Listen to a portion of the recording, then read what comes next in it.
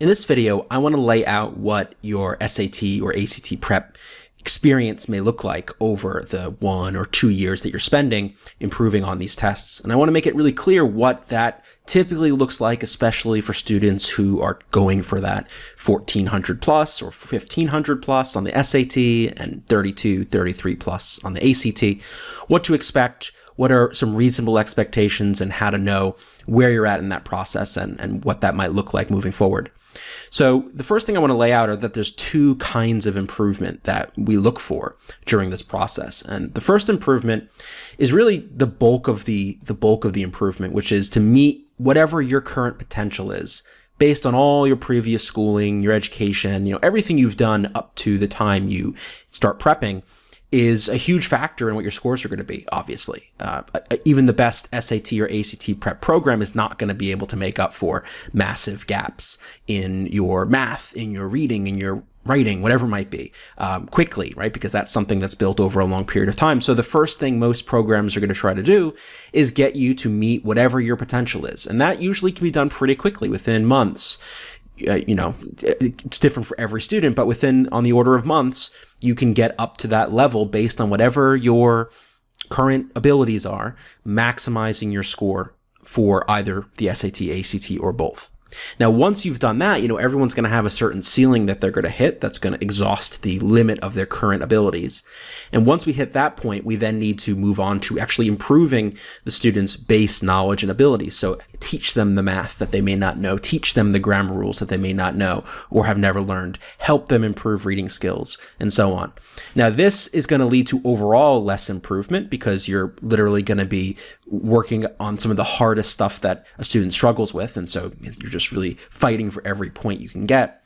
It's going to take more time because obviously you can't learn all the math you need to know that you may not know in months. It's a process. It takes time. And it's also just going to be heavily dependent on the student's existing abilities and their school schedule and the rigor of their schedule. So again, SAT and ACT prep simply is not a substitute for the time you would spend in math class, the time you would spend in English class, the time you would spend reading. It's a supplement, but it's not a substitute. And so this process of improving you from your baseline, that is the time-consuming, challenging one, and that's what, patience and development over time is going to address. Now, in terms of where people, how do you know what your level is? What's your potential level based on your current knowledge and what's your overall potential? There's really no way to know that. I mean, you can get a general sense, and you'd have to talk with your tutor, your teacher to discuss your individual case. But just think about your improvement in those ways. You can do some quick things, learning strategies, learning techniques, whatever, to maximize your current potential. And then to go beyond that, you need to do the work over time to improve your base knowledge and abilities. In terms of test timing, one of the common questions that I get a lot, or common requests, is, students want to be able to finish before junior year or early in junior year. They want to take that test and get their score and be done. And sometimes that does happen, of course. But I want to just let people know that that's not typical. Most students who get their highest score don't get it in the fall of junior year. They usually get it by the spring of junior year or even the fall of senior year. And so while I understand the motivation for this, you want to get it done sooner rather than later. You want it just to get it over with.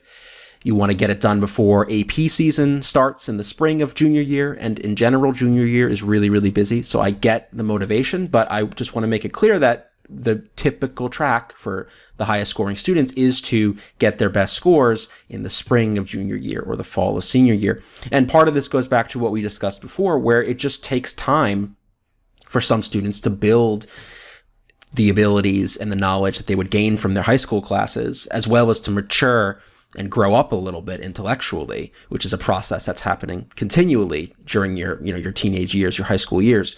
So sometimes students need that extra 6 months, that extra whatever of seasoning, of just development time. And that's why, while I don't discourage anyone from studying hard sophomore year into the summer, going into junior year, definitely don't discourage that. And you want to make your best shot to do a really good score in either August, September, October, whenever you're taking that first test of junior year. But just note that, don't be surprised if, even if you score well, that you may not score as well as you want, and it may take some more time to fully develop. And this just speaks to the whole idea that test taking is a process. So if you want an elite score, you have to put in the time. You need to have elite habits. You have to have an elite process to achieve elite scores. Otherwise, everybody would do it. If it were so simple as to read a couple books and do a few tricks, well, then everyone would have 1600s and 36s. And of course, that's just not the case. And this is especially the case. You need to have these elite habits and elite process. If you quote unquote naturally score less than a 1300 or 29. So if you top out at around like 1300 or less, or 29 or less, in that first process of meeting that current potential, that just means, you're gonna have to really commit to a process. That doesn't necessarily mean a tutoring or a course process. It just means whatever that process looks like for you, whether it's self-prep with some supplementary tutoring, or if it's a full class, whatever you're up to, you're going to have to commit to following through on that process.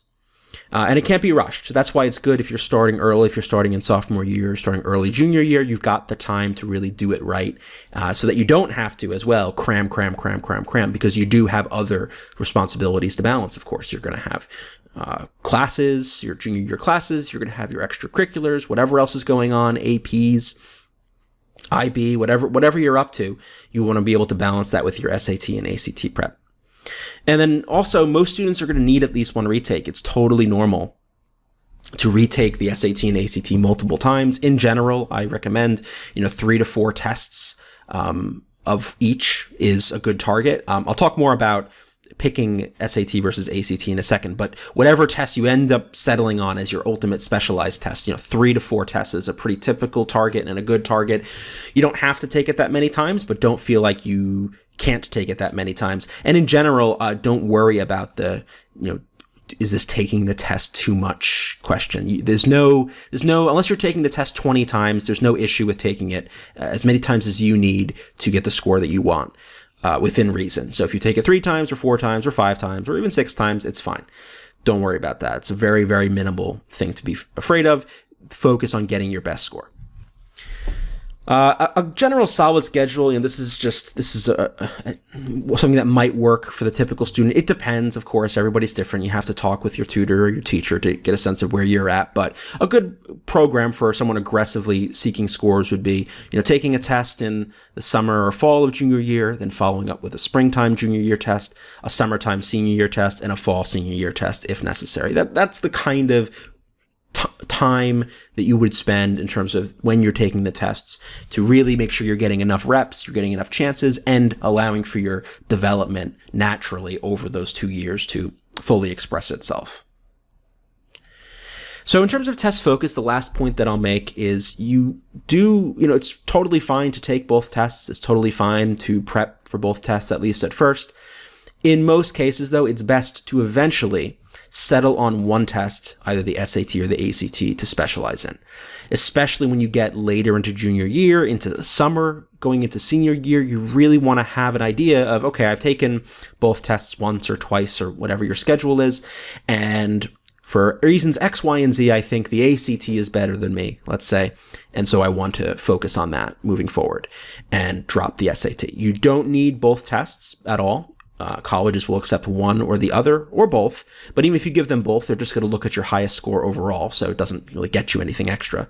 So pick the test eventually that's best for you and specialize in that. Really lean into that and really learn that test as best you can to really squeeze out every point, to really maximize your approach, because the two tests are, they've got some similarities, but overall the tests, the SAT and the ACT, are different enough that you want to specialize at the end of the day. And so again, that should be done approximately by, spring of junior year.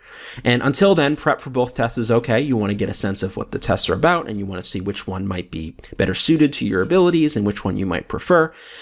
Once you go through that process, after you've selected the test that you want to focus on more, that's where you're going to really drill down in your preparation to that one test and really become a master of that one test, because that's going to get you the most best outcomes for the time and resources that you're investing into your preparation.